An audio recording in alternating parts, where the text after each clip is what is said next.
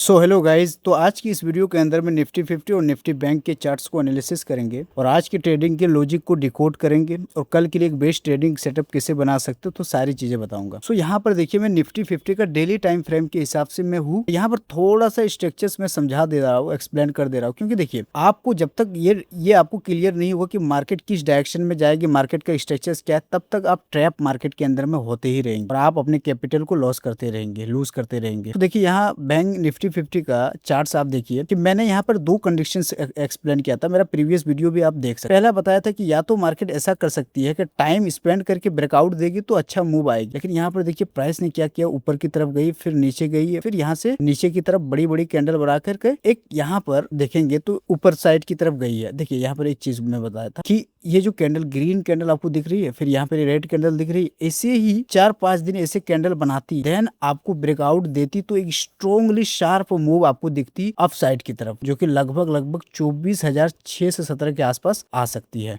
लेकिन मार्केट ऐसा कुछ भी नहीं करती। यहाँ पर देखिए green candle, strong green candle बनाए, फिर रेड कैंडल बना। तो यहाँ पर एक चीज यहाँ पर देखिए, यहाँ पर वीक ही क्लोज किया है। आज के डेली टाइम फ्रेम के हिसाब से निफ्टी के अंदर में वीक मार्केट के अंदर में वीक बनी है, लेकिन यहाँ पर बॉडी क्लोज नहीं किया है। मतलब इसका क्या है, देखो एसएमसी स्मार्ट मनी कॉन्सेप्ट के अकॉर्डिंग ये जो कंडीशंस मार्केट के अंदर में क्रिएट होती है, इसको बोला जाता है लिक्विडिटी स्वीप बोला जाता है। मतलब यहाँ पर कॉल राइटर थे, जो यहाँ पर सेलर से इन लोगों के स्टॉप लॉस को मार्केट ने हंड किया। देखो अगर मार्केट ऐसा कर सकती है कि कल अगर मार्केट यहाँ पे कैंडल बनाती है, ऊपर साइड की तरफ जाती है तो यहाँ तक जाएगी 24,000, और अगर प्राइस नीचे की तरफ आएगी तो कहाँ तक आएगी, लगभग 23,516। ये हमारे लिए स्ट्रॉन्ग डिमांड और ये हमारे लिए स्ट्रॉन्ग एक रेजिस्टेंस का काम करेगा। अब 5 मिनट्स के अंदर में चलते हैं। 5 मिनट्स के अंदर में एक चीज यहाँ पर इस चार्ट को देखकर क्लियर हो रही होगी। प्राइस यहाँ पर देखिए अप साइड की तरफ है, अप ट्रेंड में है, और जब अप ट्रेंड से जब डाउन ट्रेंड, यानी कि जब मार्केट अपने कैरेक्टर को चेंज करता है, चौक करता है और वहां पर बहुत सारे स्टॉप लॉस को हंट करता है, तो मार्केट के अंदर में पैनिक सेलिंग ऐसे मूव आपको दिखती है। आज मार्केट क्या किया था, आज मार्केट गैप अप ओपन हुई थी, प्राइस देखो धीरे धीरे ऊपर की तरफ जा रही है। देखो यहाँ पर जब मार्केट रेंज के अंदर में है, देखो मार्केट जब रेंज के अंदर में रहती है इस तरह, तो यहाँ पर बायर और सेलर दोनों का फाइट होता है। बायर्स चाहते हैं कि मैं प्राइस को ऊपर लेके जाऊं और सेलर चाहते हैं कि मैं प्राइस नीचे की तरफ लेकर आऊं। तो यहाँ पर एक कैंडल बनी, फिर रेड कैंडल बनी, फिर ग्रीन कैंडल, फिर रेड। यहाँ पर बायर्स चाह रहे प्राइस ऊपर ले जाने के लिए और सेलर चाह रहे प्राइस नीचे ले जाने के लिए। लेकिन अगर प्राइस को नीचे जाने का रहता तो प्राइस यहीं से मुड़ जाती, यहीं से नीचे की तरफ जाती, उस गैप को फिल करती, लेकिन मार्केट ने ऐसा कुछ भी नहीं किया। मुझे समझ में आ गई कि इस रेंज को जब मार्केट ब्रेकआउट अगर करेगी तो एक अच्छा फॉल देगी, जो कोई ऐसा किया है। फिर प्राइस नीचे एक आपको स्ट्रॉन्ग डाउन साइड की तरफ मूव दिखी है। देखो एक कॉन्सेप्ट यहाँ पर अप्लाई होता है, जब मार्केट के अंदर में ऊपर स्ट्रॉन्ग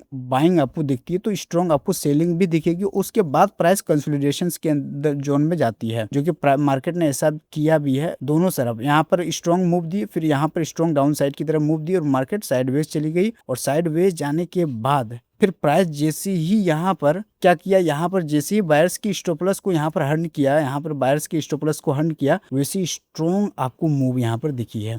अब मूव क्यों दिखी है, क्योंकि इस रीजन से कि यहाँ पर जो बाय करके रखे थे उसका एसएल यहाँ पर होंगे, इन एरियाज के आसपास होंगे, इन एरियाज के आसपास होंगे। तो जैसे इन एरियाज से नीचे की तरफ मार्केट जाना स्टार्ट किया तो इन लोग पैनिक में आ गए, और जो लोग यहाँ पर बाय कर रहे थे वो यहाँ पर सेल करने लगे और यहाँ से एग्जिट करने लगे। अब समझ लेते कल के लिए बेस्ट ट्रेडिंग सेटअप कैसे बना सकते। देखिए एक चीज यहाँ पर आप अगर अच्छे से देखेंगे इस चार्ट पे तो समझ में आपको आएगी कि मार्केट की ट्रेंड अभी क्या है, अप है। मार्केट की ट्रेंड अप। अगर कल मार्केट ऐसा कर सकती है, अगर प्राइस नीचे की तरफ आती है, फिर प्राइस ऊपर जाती है, फिर नीचे और यहाँ पर ऊपर जाने के बाद होल्ड करना स्टार्ट करने लगती है और देन अप साइड की तरफ ब्रेकआउट देगी, तो देन प्राइस यहाँ पर आ सकती है। पहला कंडीशन कि मार्केट ऐसा कर सकती है। सेकंड, मार्केट अगर यहाँ पर आप देखिए 23,000 और लगभग 24,060 के आसपास अगर यहाँ पर कहीं पर ओपनिंग हो जाती है मार्केट, और लेट सपोज प्राइस नीचे की तरफ आती है, लो लोअर हाई बनाकर नीचे की तरफ आती है, और यहाँ पर थोड़ा बहुत टाइम स्पेंड करके अगर ब्रेकआउट देती है, तो इस गैप को फिलअप करने के लिए मार्केट यहाँ तक आएगी, 23,000 के आसपास आएगी। और अगर प्राइस अगर यहाँ से नीचे ना जाकर के अगर प्राइस यहाँ से ऊपर जाती है और थोड़ा बहुत सस्टेन कुछ देर यहाँ पर इसी एरिया के आसपास लगभग 24,060 के आसपास स्पेंड करती है और देन ब्रेकआउट देती है, देन यहाँ तक मार्केट आ सकती है।